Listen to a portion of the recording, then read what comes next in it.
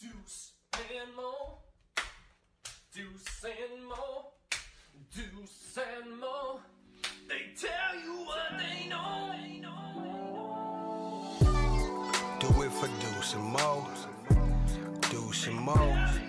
Hey, do it for Deuce and Mo.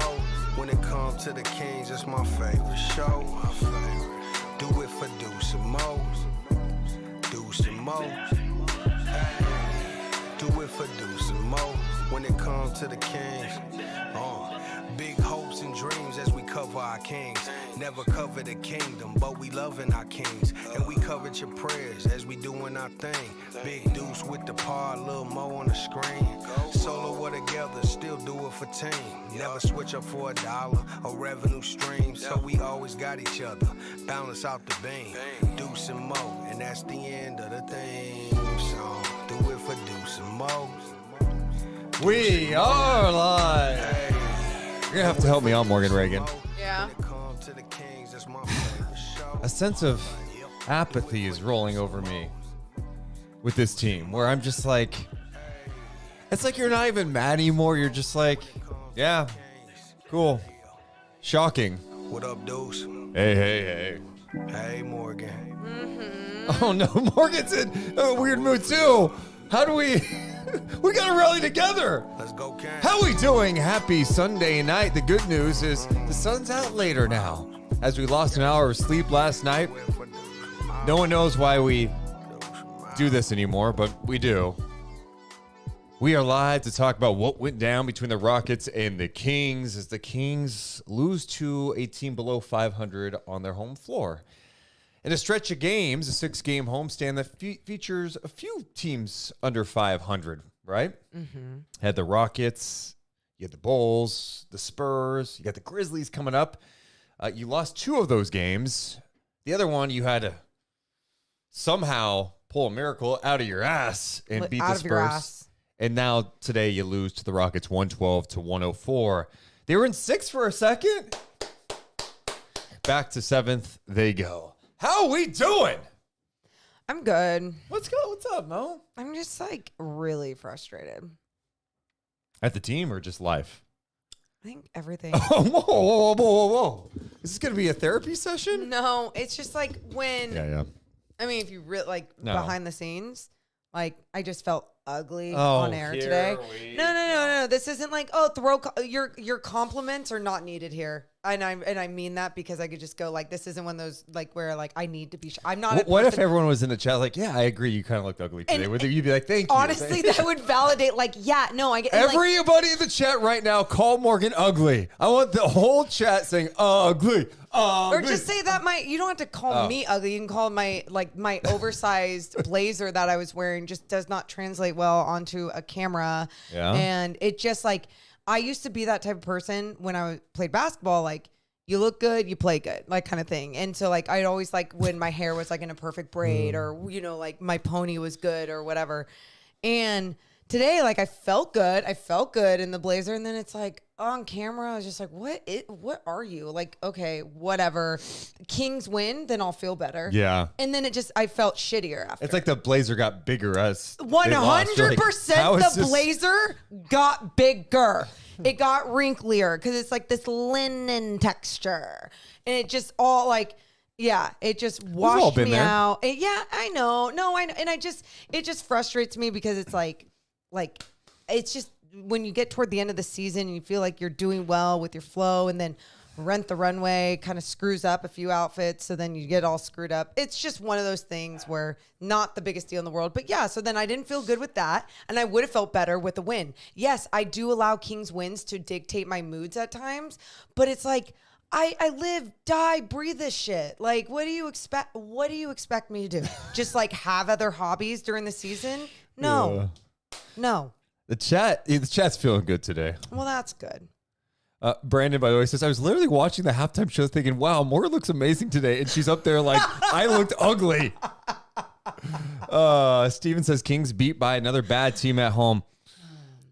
Look, it's not even about them. Like, they should win these games. I think we do this thing with, this team is bad. I'm like, they're wrong with them. They're tough. I mean, they're, 7th in defensive rating coming into this game. Like, they could be problematic. But you can't just throw away games at home this late in the year. But you're also going, well, you can't do it. But this is what this team does. Like, we can keep saying, you can't do this if you want to be a good team. Well, the Kings are just an average team. They've been average since the All-Star break. Mm-hmm. They're average. Some nights they look awesome. But on a night where Fox and Sabonis are not good, and then the third quarter they get punched, they got knocked out.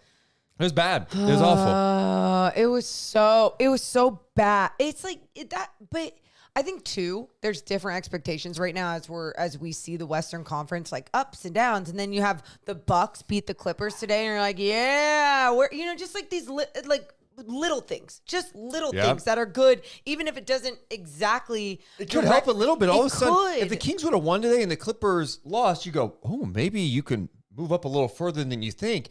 But this is what's happened to the Kings all year. Right? Maybe a couple of games in a row where you're like, okay, maybe it's turning the corner. And then they have a game like today. Even stretches of this game. I know we're going to talk about it on the podcast. We're going to save some of this. But you're just going, there were moments, that first half, I'm like, hell yeah, okay, this is what you want to do. Push the pace, get good looks. And then at the end of the second quarter, a joke. Third quarter, awful. Awful. Not even a funny joke. Just a sick joke. No, sick. Disgusting. I'm just going to check something real fast with Carlin. Yeah, I thought I heard them playing, which crippled pup can't really play the same, and then he gets pushed over by the other pup, and it just has back-breaking vibes all over it. Wouldn't that be a great way to end this Sunday? Is there even a vet open today? Yeah.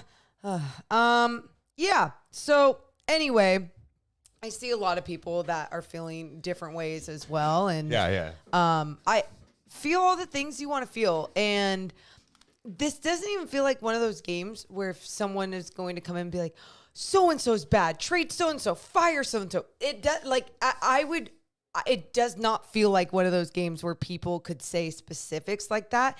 It just feels like a downer. It feels like that mostly because of the expectations around this team, and it just felt like a team loss. Like the entire team, like you're gonna hype me up and pump me up all these other days at practice and saying we can't let go of the gas pedal, and we are disappointed in that win against the Spurs. All these things that I know that they feel, they're not just saying that they feel, but what can't click to get that W and figure it out? And it just boggles my mind.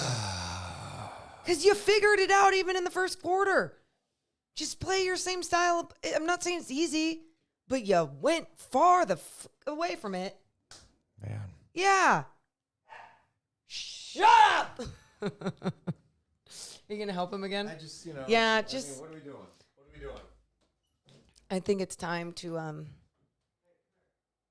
kidding. I will not make euthanizing dog jokes. It's not funny. And especially when they're my own dogs. Made me laugh. Here's the thing. Have you guys ever heard of a disabled dog? No legs. Well, sorry, he's got legs in the back. Legs don't totally function in the back. Have the zoomies.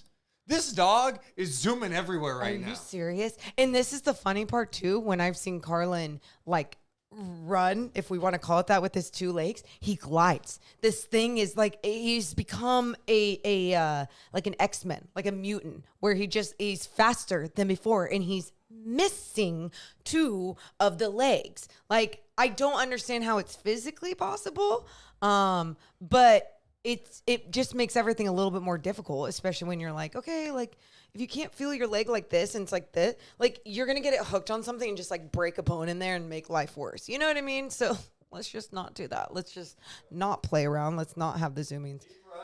Deep breath. Come here. Come here, buddy. Oh, God. What the? Hey, mutant. Come here. Hey. How we doing, everybody? No, he did not get amputated. No. He goes to rehab tomorrow. He's just he's a hyper nugget, huh, buddy? Oh, my God. Huh. It's okay. Oh, man. It's okay. Incredible. Oh, my God. All right. Let's try to start a podcast, huh? Whew, you ready? Yeah, I'm ready. Hit the thumbs up and subscribe. All it does is help our chat and our channel grow. Also, thanks again for getting us to 15,000 subs. That was cool. Thank you. You guys are the best. All right, Deuce and Mo, come down. 3, 2, 1. Hit my music. Deuce and Mo. Deuce and Mo. Deuce and Mo. They tell you what they know. Deuce and Mo. Deuce and Mo. Deuce and Mo.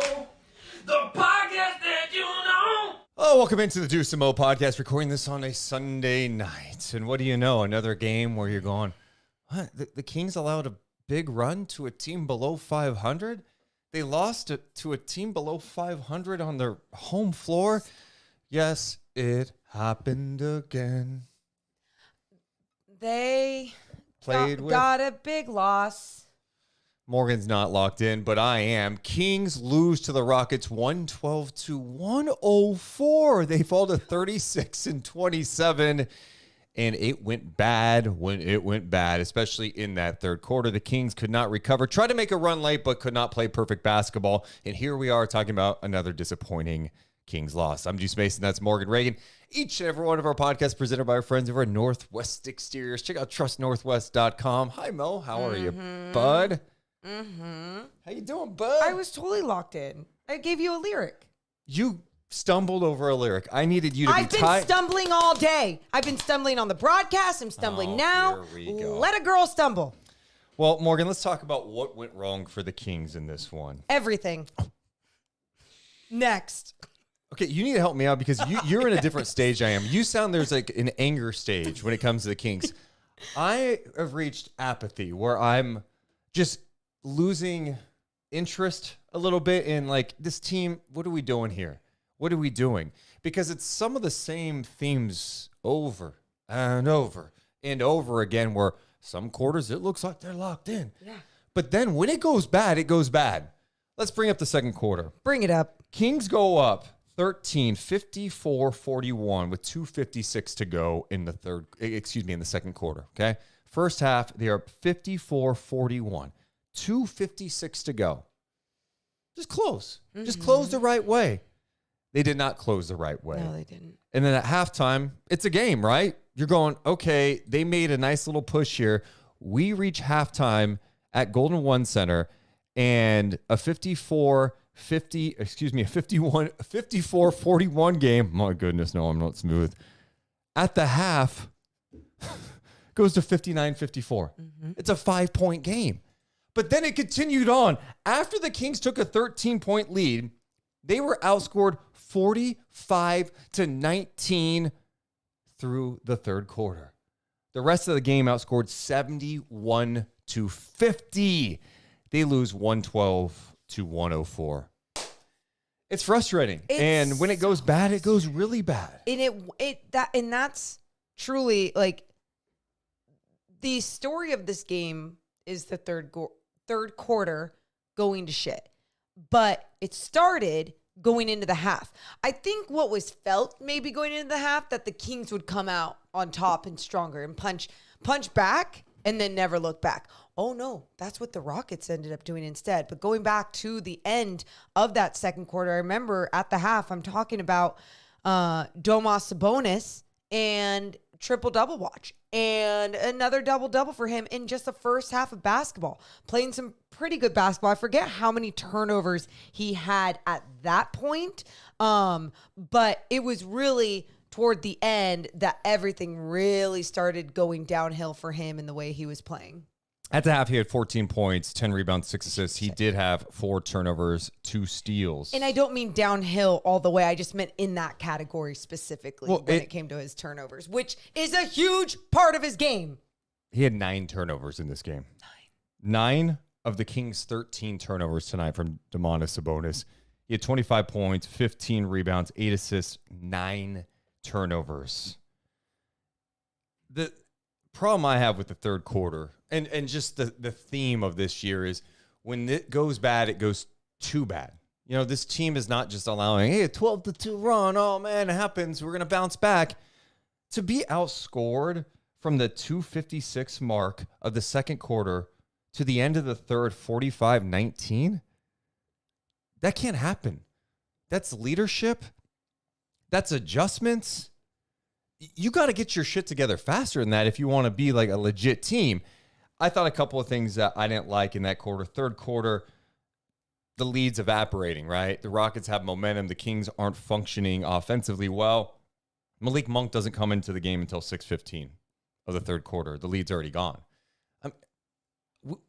You can't give long leashes when it's going bad. It was going bad. Yeah. Let's get control of this game. But it seems like the Kings always try to regain control when it's too late. Fourth quarter, really end of the third, they go into a zone. They start playing better defense. They start chipping away at the game. And in the fourth quarter, they did make it a game again, but it was too late. Like they teased you a little bit. Oh no, it's a 5-point game. Oh, could they pull off a miracle? No, because they needed to play perfect basketball. And they couldn't. They couldn't play perfect basketball. And now they walk away losing a game. We've got 19 games to go. We talked about all these home games. They've lost 2 home games to the Bulls and Rockets here. Disgusting. I mean, honestly, like disgusting when you look at that, and especially down the stretch. And what's so frustrating too is I do believe that with this team, the culture and how they take on each game and each day, like I believe that they want it as bad as people just watching, right? I mean, even more. I really do believe that. Where I think you can look around the league and sometimes say, like, he's doing it for money. He don't really give a shit, you know, whatever. I believe this team is locked in and wants it. The only issue is it's not about coming into game days. It's about when they're in the game. And in the game, they're in-game adjustments with mentality, with And when I say mentality, it has lots of different categories, subcategories off of it. That's like being locked in defensively, being able to take care of the basketball, shifting your confidence in a different direction, and going in either adjusting your game plan if they start breaking it down, like we saw with the Houston Rockets, utilizing that dunker spot. I know we saw a lot about that, and just simplifying the game on the offensive end for themselves, while the Kings made life harder for themselves on that defensive end. So yeah, all these things coming into a game, during a game, I don't understand how they can't like make those adjustments and shifts sooner. That's what. Yeah. Yes. Yeah. Yes. I'm with you. And the Rockets' defense in that third quarter was fantastic. They started to really throw multiple guys at Sabonis. In the first half, it was a lot of single coverage with Sabonis, and he was having his way. He had some turnovers that weren't really forced necessarily by the defense. I actually wrote down all of his turnovers. His first one, Van Vliet knocked out of his hand after an offensive rebound. Second one was just a bad outlet to Davion, just threw it ahead of him, turnover.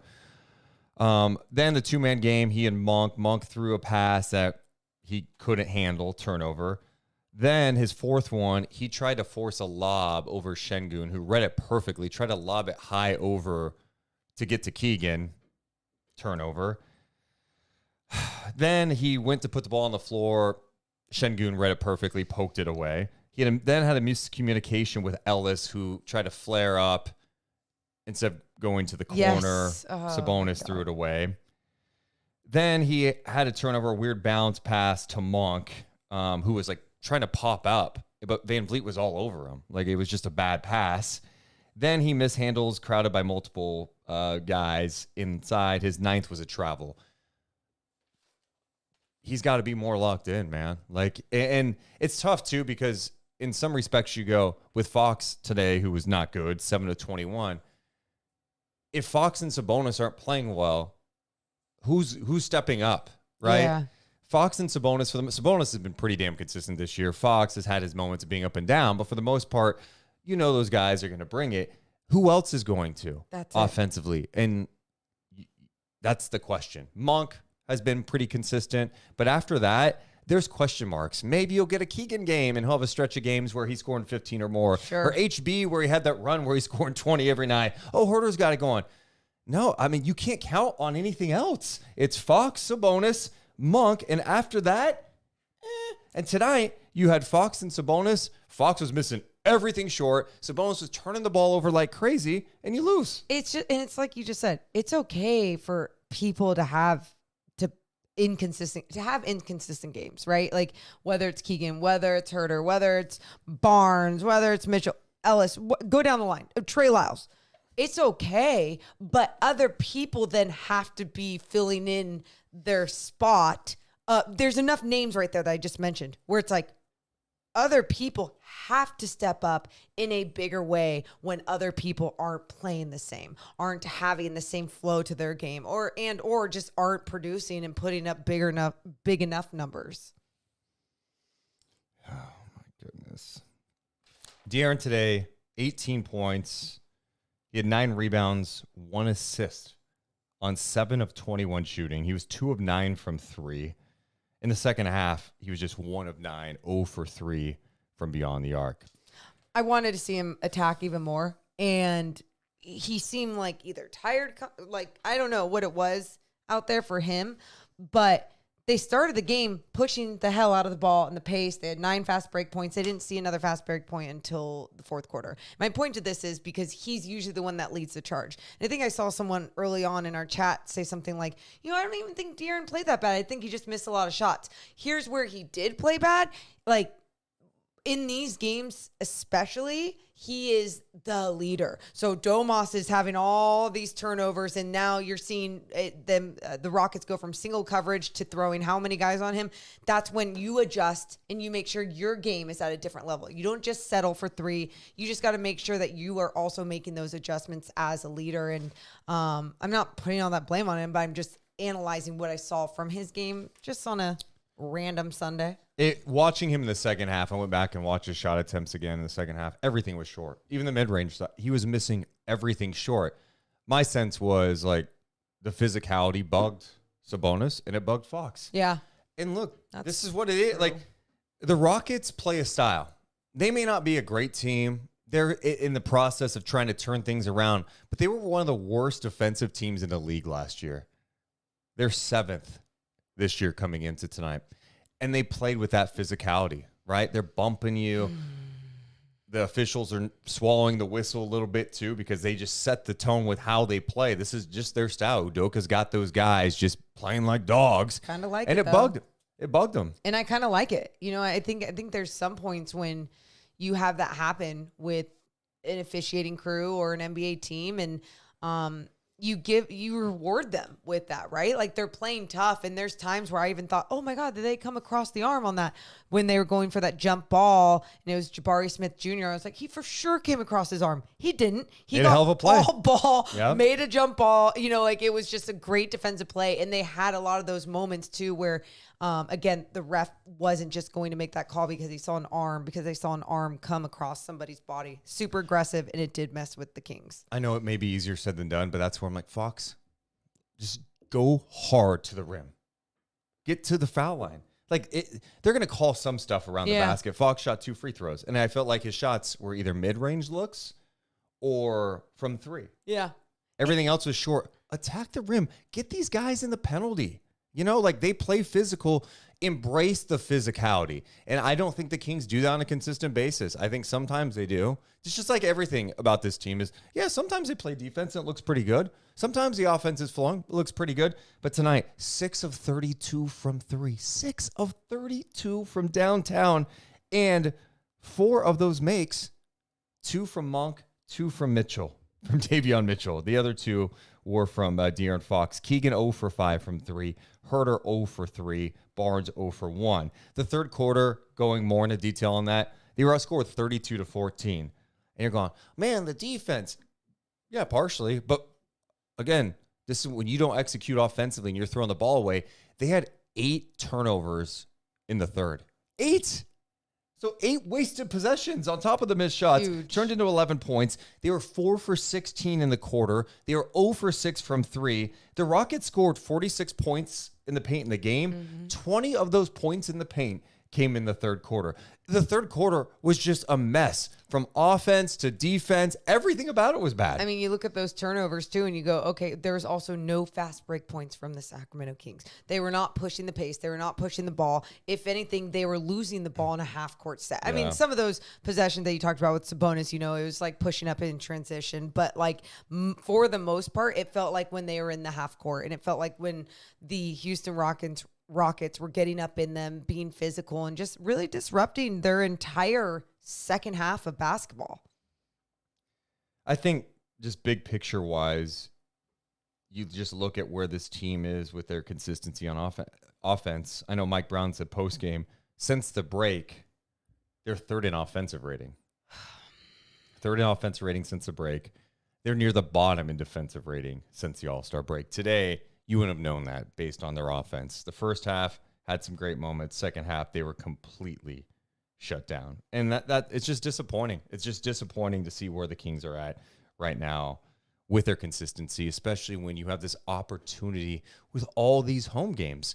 But that's where they're at. They're a flawed team that needs some moves. We've been saying it since November. I think one of the more disappointing things too is like you think about them being on their home floor and on this homestand, and they had those conversations the other day, not only like players only meetings leading into, you know, these other games, but then I mentioned this at the beginning. You had all the guys talking about how that win against the Spurs was unacceptable. Like it just in which we can celebrate a win's a win. That's great.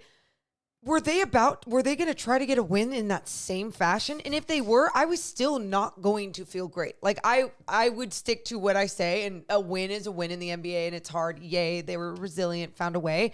But it's just like too much crap basketball. And then on top of all that, on top of crap basketball, they didn't find a way to fight back and be resilient and just take over. So I believe they want to do what they say, but I think that's where I get mostly frustrated is like the timing of a loss like this on their home floor against the Houston Rockets. 36-27 now. We've made it this far, and we should mention this too. Alperen Sengun. Hopefully he's okay. He went to contest a Sabonis bucket late in this game in the fourth quarter. Ends up on the ground. He was screaming about his ankle, but the reports right now are he's going to have an MRI on his ankle and knee. Okay. They ended up bringing a wheelchair out. He left the game in a wheelchair. It was so sad. And he was just like holding his face. Oh, it made me want to cry. Dude. And he's such a talented player. You saw it tonight. I mean, some of the things he does at his age, they're running through the offense through him now. He's improved defensively. He's just a skilled player. And you just hope it's nothing serious. It didn't look good, though. No. And especially when you're screaming in pain like that and the only way to lift you off is with the wheelchair. But it's like you said, just hopefully this situation isn't as bad as it looked. We will see. Either way, sucks to see.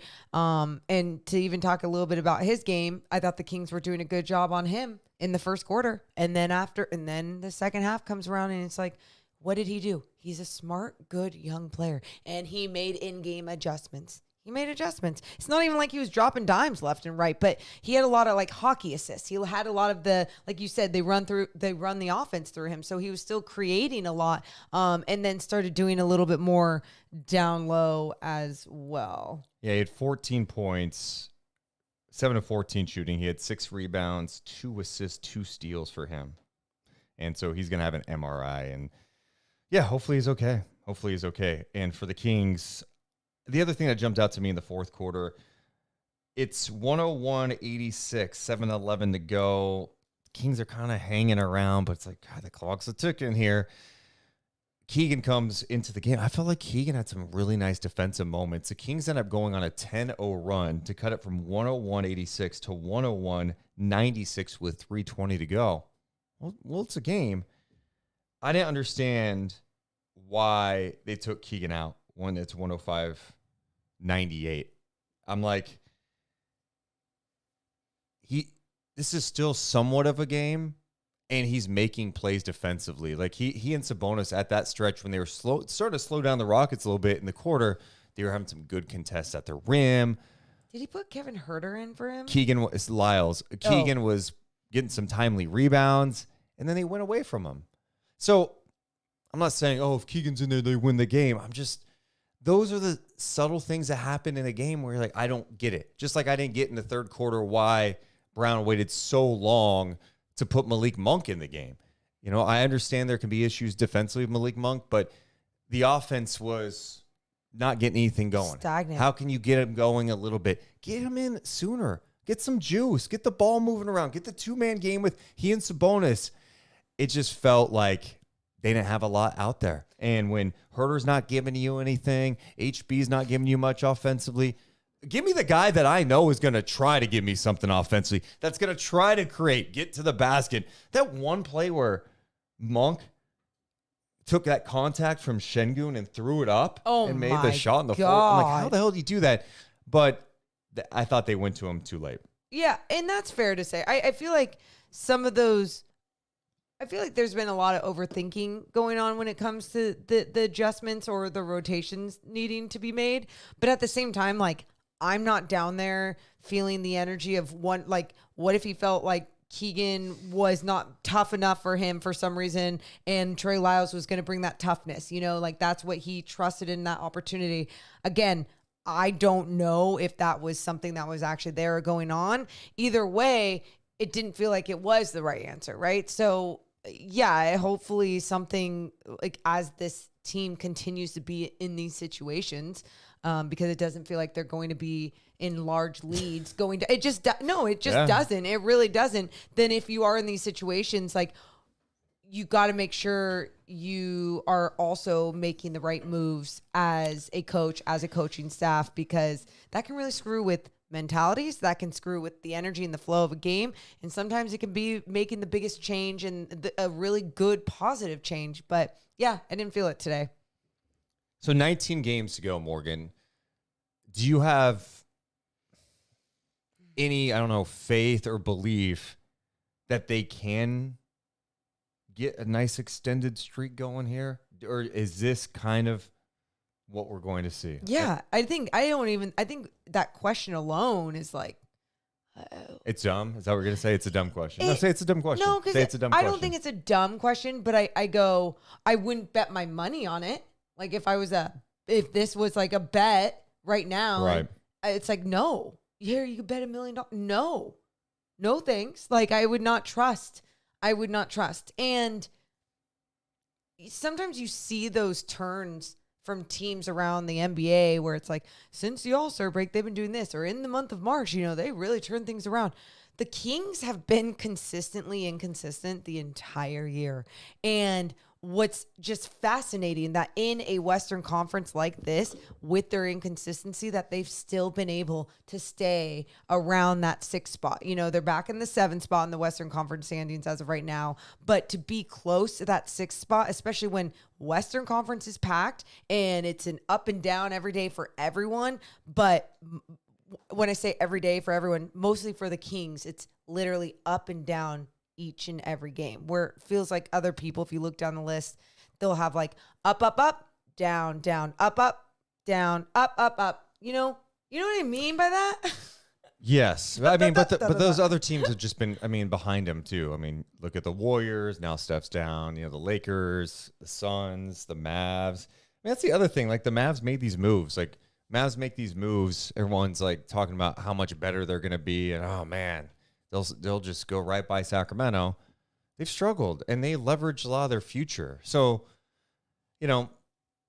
this year just feels like it's like, all right, can you just get a series and hopefully you can be competitive? But I don't have any faith that they're going to be able to win a series. Like there's been nothing that we've seen this year with their play that makes you believe that, hey, when the stakes get higher, yep, when the physicality goes up, yeah, this team's going to thrive. And I know there's so much talk about, well, look at their record against Denver. I'm like, they didn't play the Nuggets the first 3 games, okay? They were shorthanded. Sure. They beat OKC once without a couple of times, right? Once without Fox, okay. Yeah. They lost to OKC too. They beat Minnesota. This team has also had so many disappointing efforts where you're going, how do you have any faith that they can advance? The best case scenario, I think, for this group is they play a competitive first-round series. Maybe they get a favorable matchup and do advance. I don't know. The best case to me is a competitive series, and then in the offseason you go, okay, we sat tight last trade deadline. We sat pretty much pat this offseason, brought guys back, added Sasha, whatever. Then we didn't do anything at this trade deadline. Yeah. Got to be aggressive here. You got to be aggressive. Because even if you were going to give me the excuse, like, well, health really was something that was riding us this season. Like let's say you're mentioning like Sasha Vezenkov or something. I'd be like, Sasha either way wasn't going to be the end all be all. Yeah. Although it felt like at the beginning of the season, the way that he was being hyped up to be as a sharp shooter and what he could accomplish on the basketball floor, it really did feel like that. Now, seeing some of his opportunities before the second injury, you saw these flashes of his length alone, right? Of what he could provide there. And he was starting to understand the NBA pace a little bit more. And I liked what he maybe could have been with more minutes and more opportunities, but it's like, it is what it is. So now you have to figure out whatever path it is that you need to go, whether it's with him and other pieces around, do it. But there's got to be something different. Yeah. And to your point with the injuries, they haven't had many injuries this year. They've had guys banged up. Every team's kind of banged up. Lyle started injured. Fox missed a couple of games, but we're not talking about guys missing. Fox didn't miss 6 weeks. Yeah. Sabonis has been playing every game. Yeah. Guys have missed games here or there, but they've been relatively healthy again this year. And what I think frustrating about this season is Sabonis is playing out of his mind. Fox is having another good year. Monk is probably going to win 6th Man of the Year. If you would have told me those 3 things before the season, that Sabonis was going to be even better than he was the year prior, Fox was still going to be playing at a high level, and Monk was 6th Man of the Year, you'd be like, oh shit, like this team is really good again. The problem is Herter's gone down. dramatically. Yeah. Dramatically. Harrison Barnes, his play, he had some stretches, but not what he was. Yep. Sasha, like you said, non-factor. Keegan, offensively, I think this year, although he has shown like he's been more versatile with his game. Yeah.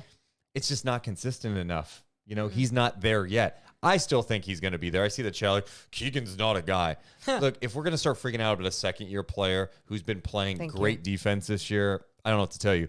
But I just think all these things that were going well for Sacramento were like there were so many guys up. There's not as many guys up this year. And now you're seeing those issues. You're seeing the same issues defensively. And this is where they're at. This is where we come on, every other game or every couple of games ago, man, these losses are bad. It's not about losing. You're going to lose games in the NBA. But we all know that this year has felt completely different with some of these losses because you're losing to teams below 500 late in the year. You're losing big leads. You've had games where free throws have cost you. It's just repeated over and over again.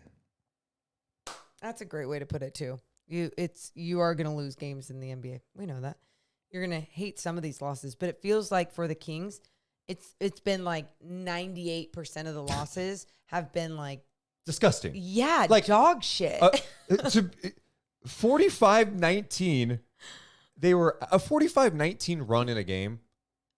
You're not winning that game. It's not happening. And if you are winning, then you're going to say at the end, then you probably didn't deserve to win the game. And again, unless you were resilient and you still found ways and blah, blah, blah, it just doesn't matter. And I think too, just because, shitting on all their losses this year being so bad, I think it's important to say what I'm pretty sure we all feel in some of these wins. It's not like San Antonio win, but in most of let's even say 70% of the wins this year, 60%. I don't even know what the percentage is. It feels like at times like, whoa, this team's got it. And if they can play like this now going from here on out, they can be a team in the West that's like, that could win a playoff series. Haven't we all felt that after some of these wins? And I don't feel like it's just a fandom thing. I really truly feel like when you eye test it and look at how they play in some of those wins, when their defense is locked in on one end of the floor, they're shooting. No one can stop De'Aaron Fox. They're shooting lights out with the basketball. I push back on that number being that high. I think actually their wins this year, you felt like 40%. How did you escape? Like you miss these free throws or you allow a bat. There have been games they've won where the runs have been crazy. But that's why I said 60%. Yeah, I don't even know it's that high. I feel like that's why some of the wins this year have been tough for people. Where think about being down big in Detroit. People are turning that game off. Or even a couple of games ago, they got down 19 to the Lakers in the first. You're going, what the hell? It's just everything's extremes. Everything's extremes. But even that win, it's like it happened and then it was over with. You know what I mean? It was over with after the first. I get it. Where like when it starts to happen in the third and the fourth and then you have to rally back, that's when it's like, okay, well, this was ugly. Yeah, I don't want to do this again because I feel like we just did this. But I went over like a few losses ago how even some of their wins, you're like, that didn't feel great. Remember when they're at Chicago, they're up 30 and it gets down to 3. Did that feel great to anybody? No, it did not, right? Like the Dallas game, they win by 5. They almost gagged that one away. Barely remember the win at Memphis when Memphis had like 2 guys on the team. Was that New Year's Eve? No, that was later when they had nobody. John Morant was still playing in the that was one of their best games, New Year's Eve game. See, there we go. Yeah, it's. I remember the really good. You're right. There aren't as many of the really good games that I'm talking about. But maybe those are the feelings that I really just have held on to a lot this season. Being like that belief is there. Like it didn't feel like a fluke in those games, but then, you look at everything else. I guess maybe you got to believe what they're giving you. One of my big keys going into the season was, hey, the Kings have to be better at home this year. Last season they had a lot of disappointing home losses that have still stuck with me. And last year they finished at home. They finished 23-18. They were better on the road at 25-16. So 23 wins at home last year. This year, they're 17-12. They're 19-15 on the road. Again, for the second consecutive year, it's trending for them to be better on the road than home. I don't get it. mean, we've tried asking them about it. We've tried understanding it. There's nothing more that we could really say or break it down and analyze it unless you're going around the league and talking to professional basketball players league-wide, like what could be the difference. And then you talk to the Sacramento Kings and then you get some of their answers as well. So do you want to go and do that? What would that be? A poll? A test? A survey? Survey. Thank you. Yeah. Words. It's just gross. It's pretty gross. I do want to spend, we do this with losses sometimes too, where it's like we act like the Kings were playing in elementary school tonight. The Houston Rockets came into this game at 28-35. So they're outside of the play-in at this point. It's a team that plays their asses off though. And that's one thing with Udoka. Like they're not a good offensive team. They're near the bottom in field goal percentage, in three-point percentage, although they hit 41% from three tonight. Just, again, another team shooting well from three against Sacramento. But defensively, they go out there and they just fight. And they bump you. The Kings don't like that. They don't like it. No. And I wish they would embrace it a little more. But to me, you have to. Sometimes I just, with that type of mentality, I'm like, I don't feel like that could be taught. Like you either like playing with physicality, you embrace it, or you don't. I don't. Yeah, I mean, that's a fair point. No, it can't be taught in all individuals, but like if you can get it locked into enough players on your team, it can be taught as a team theme, culture, style, however you want to look at it, right? And I feel like the Kings last year understood what they needed to rely on. And last year it was relying on, wow, we're fast as shit.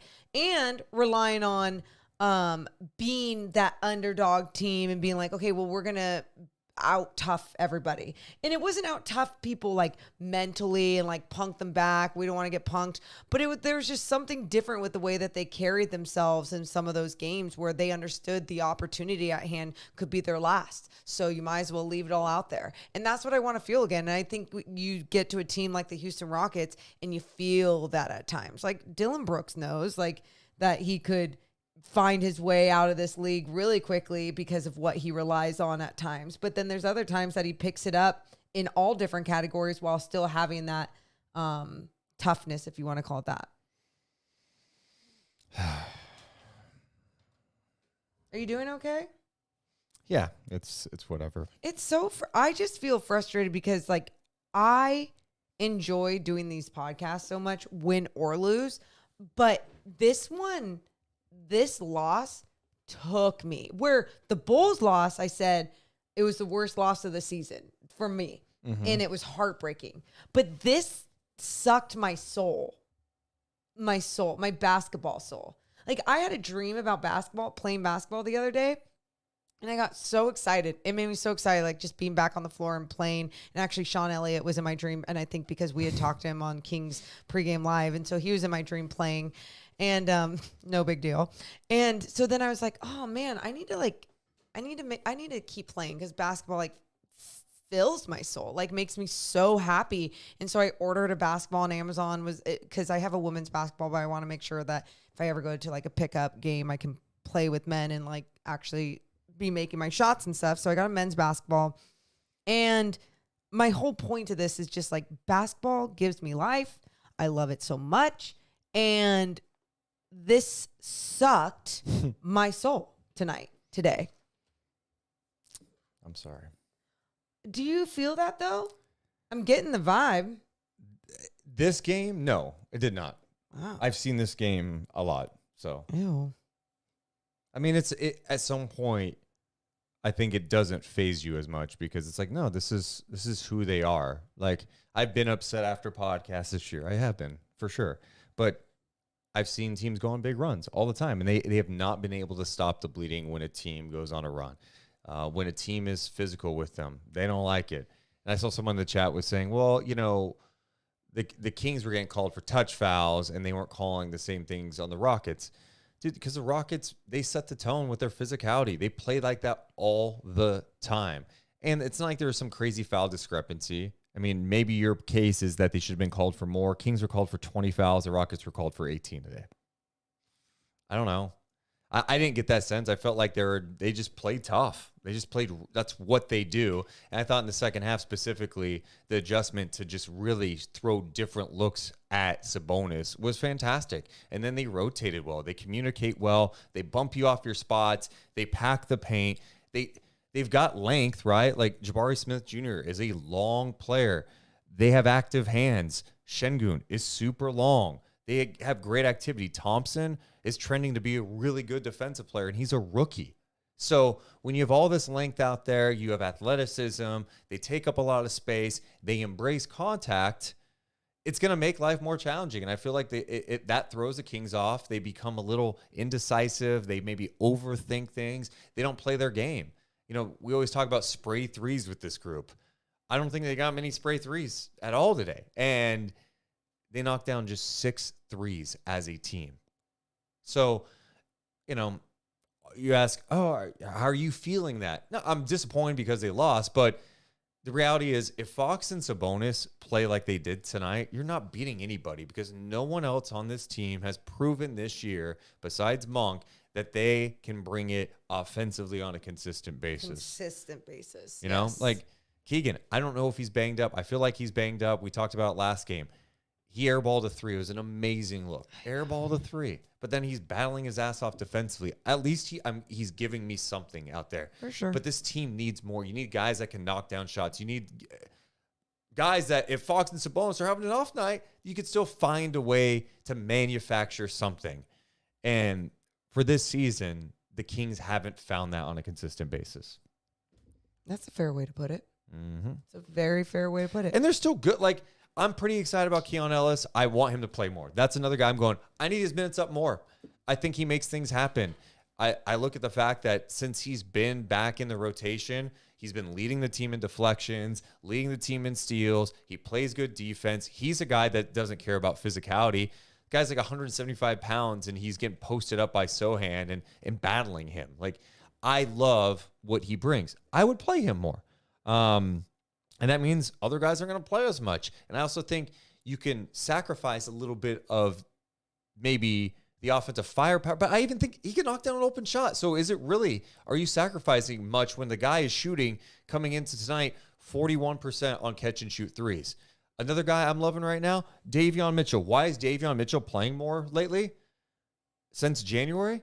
Because he's knocking down his shot. Yeah. No one's doubted what he can bring defensively. There's definitely some mismatches with the size advantage, but this guy is shooting 42% from corner threes on the season. His three-point shooting is up. He knocked down 2 of 5 today. I like that. I like the defense that Keegan plays. It's just you're not getting enough from everyone else offensively. You never know what HB is going to give you. You never know what Herter is going to give you. Keegan has kind of been the same way this year offensively, right?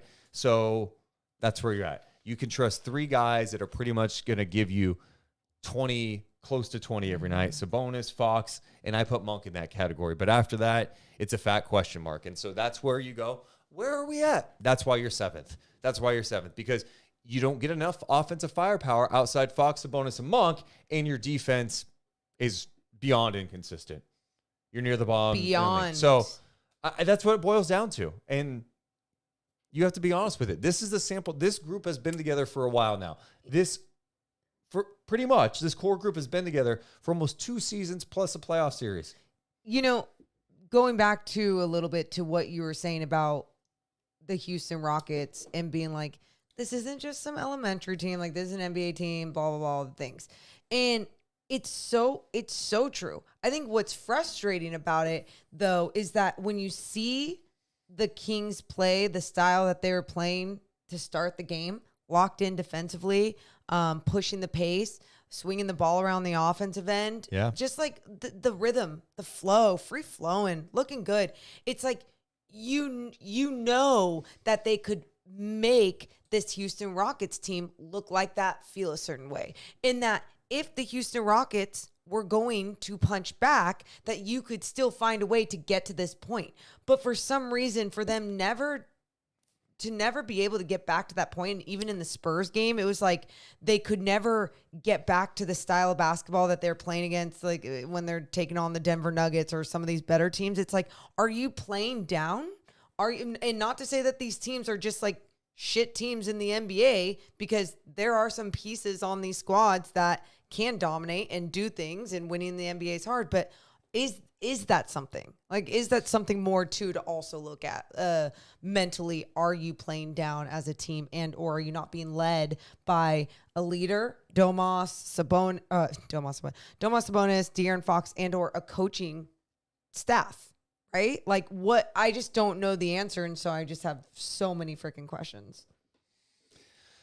Tonight's podcast presented by our friends over at Northwest Exteriors, Morgan Reagan. If you're looking for new windows, there's no better place to go than the experts over at Northwest Exteriors, because they have been in the area for years. They don't subcontract out to Southern California. They do quality work. They're Kings fans. And everybody who works there has been there for like 16 plus years. Yeah. And no, they're so great. They're so easy to work with. And like, honestly, on nights like this, if you're down, I know so many people go like retail therapy. How about you just call and get a free quote for some windows?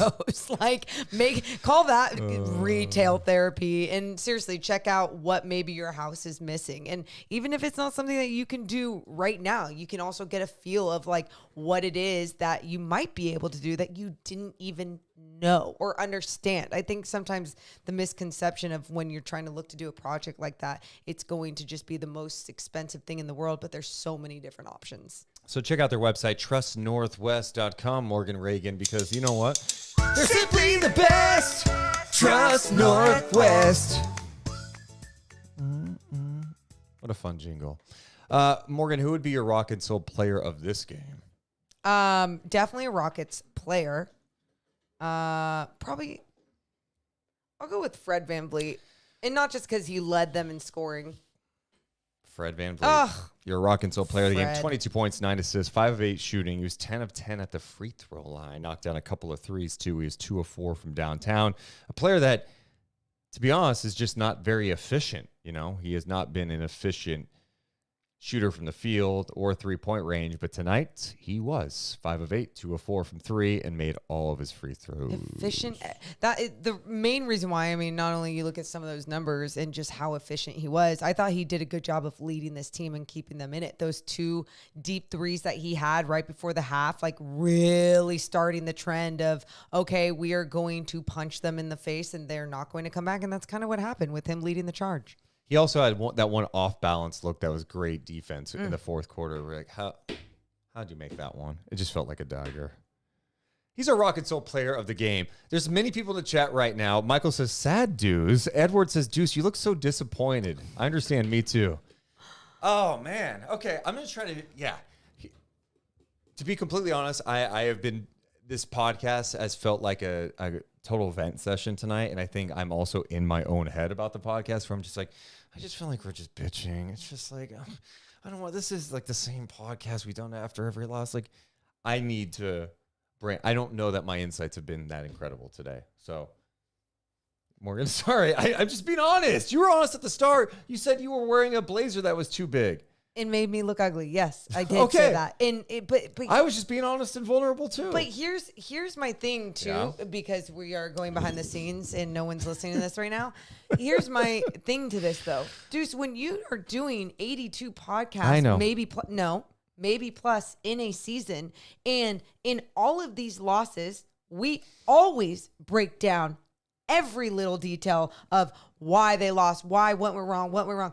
Sometimes there's going to be a game like this that just takes you to another place. And the other place isn't about breaking down exactly every single specific that happened out there on the floor. I mean, we can go over the plays of Sengun dropping it down to Thompson in that dunker spot like multiple times and the Kings not rotating over. Do you want us to break that down over and over and over again? Because we can. They got shredded on that pick and roll coverage, and then the guy wasn't there to help. I want to actually look at Thompson for a second. But really quick, as we look at this too, my point to all of that being the theme of this game and the identity of this game is what I personally feel like what we've been talking about. It's not about even being disappointed or sad. It's about like being disgusted. Okay, I'm putting Thompson's shot chart on the screen right now. He was 5 of 8 in the paint. He had one shot outside of the paint tonight, Morgan, and it was a 3 that he made. Everything else, dunk, cut, dunk, dunk, dunk, dunk, dunk, dunk, dunk, dunk. 3. Dunk, dunk. Oh my dunk. goodness. 3. Put me in that dunker spot and I'll make things happen. My name is Amen Thompson. Yeah, it was bad. My name's Amen Thompson and I'll make things happen. You know, it's been a while since we took some calls. Should we take one right here on our Sure. Discord? King KK. Hi, King KK. Are you actually in here to chat with us? King KK. Testing 1, 2, 3. Oh my goodness. It's my fault. It's okay. I shouldn't have done it. I just saw him there. I felt like I was going to do the right thing and reach out. And it's okay. And everyone's feeling the same kind of way. Keegan Murray watch. I just wanted to stop by and say, barf emoji sign. You know, like it's okay to feel extra frustrated and disappointed in a game, especially when we don't do this every single loss and just get emotional and not break down the X's and O's. Like, I thought we still did a little bit. we did, Yeah. but this, I didn't even, there was a part of me that like didn't want to, because I was like, does that even matter in a game like this? And it does, because there's NBA people that listen to our podcast and not just Kings fans. But yeah, that was the identity of this game and what the Kings brought to the table. What would be your Shreve Jewelers moment of the night? Oh God, I have I rarely do this. I have a negative one. I'm definitely putting the third quarter on there because that's bad, right? Yeah, identity of the game. Okay, is that the one you're going to go with moment? No, do you want to know? Sure. Because this to me, You go negative. I've got the positive. cool. Mine, this to me was like the epitome of the game at this moment. And it was when the alley-oop was thrown from De'Aaron to Malik Monk, and Malik Monk missed this alley-oop. Now he gets another one, I think later on, from Davion, I believe it was. But there was one from De'Aaron to Monk, and Monk gets stopped by the rim or something. And it was like, you see him make the craziest shots, but for some reason couldn't make this. And I was like, that's what today's game is. So that with the third quarter, my moment was actually going to be the one you just referenced, Davion Mitchell throwing a lob from like the 3-point line opposite court. I'm going, no, what are you doing? And Monk perfect. dunks a reverse. I'm like, jeez, that was disgusting. It was fun. That was a really, really nice moment, I thought. So we did player of the game. We did moment of the game. What's up next for the Sacramento Kings? Well, they do get a day off, and then they go back to back. Oh. The Milwaukee Bucks come to town. The Milwaukee Bucks come to town. They're coming off a win, and they've been playing some pretty good defense under Doc Rivers. They went from being a joke defensively to now being pretty respectable on that end of the ball. They are going to be in Sacramento on Tuesday, and it's part of the first night of a back-to-back. The next night, the Kings welcome in the LA Lakers. So you get the Bucks and Lakers back to back. It's not going to be easy. It's not going But to be easy. you know what? At this point, we need to stop this. Yeah. Doesn't matter who they play. No. Doesn't matter who No. they play. They could take on the worst team in the West and have to escape with a win. They could take on a Rockets team that's better than that and just get destroyed in one quarter, and it changes everything. So they could play good teams, bad teams. Who knows? We don't know what team is showing up. This team, we've seen it. Trey Lyles said this yesterday at practice. You know, we have these conversations. We're the same team that can go handle the Lakers in Minnesota and then come home and lose to, you know, the Pistons. Bulls What? or whatever. Yeah. Since the All-Star break, by the way, Yeah. the Milwaukee Bucks are playing better basketball. They're 7-2. They're 7th in defensive rating during that stretch, and they're 6th in offense. So Milwaukee's coming to town, playing some good basketball. And they just beat the Clippers today, I think you said. The shorthanded Clippers. No George, no Kawhi in that game. And right now, they're the number 2 seed, 6 games behind Milwaukee in the East. Good for them. Really figuring it out and just in time to take on the Sacramento Kings as they try to battle in the Western Conference and win every game that they can. But for sure. Good for them. I know Damian Lillard and Giannis each had over 30 points earlier today against the Clippers in that win. And so, they were dominating, doing their thing, hitting outside shots, taking it in. But like you said, the defense alone, being able to lock in a little bit more. And you saw the Kings up against a top 10 defense today in the league and what that did for them. It wasn't pretty. If I had a suggestion, as someone that watches a lot of basketball, it would be run and never stop. I mean, truly, just go like you did in this first quarter of this game. And, is that not sustainable? No, it's something that like you have worked so hard to be able to do. So keep running, keep going, and just don't allow them to catch up. That would be my easiest way of trying to break them down. If you're wondering where the Kings stand since the All-Star break, they are 5-4. During that stretch, their offensive rating is 5th in the NBA. So they're top 5 offense, but their defense since the break is 26th. The teams worse than them defensively through that stretch: the Utah Jazz, the Washington Wizards, the LA Lakers, and the Dallas Mavericks. Okay.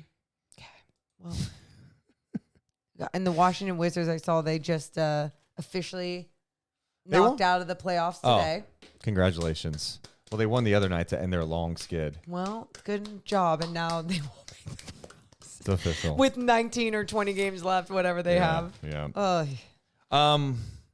Well, we'll be back Tuesday night.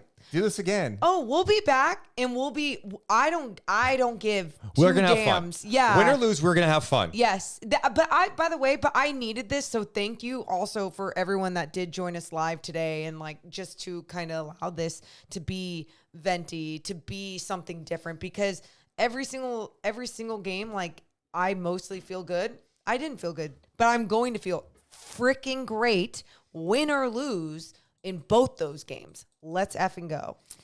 We love you guys so much, but we got to go. You all have a wonderful rest of your Sunday. See ya. Deuce and Mo, Deuce and Mo, Deuce and Mo. They tell you what they know.